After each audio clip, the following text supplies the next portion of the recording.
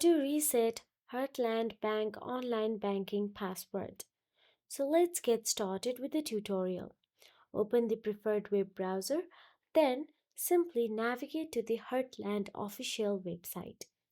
Once there, tap on the Sign In button available at the top right corner of your screen, and all you have to do is navigate to the Sign In credentials.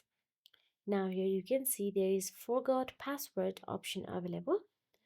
Now all you have to do is tap on the Forgot Password and navigate to the Forgot Password page.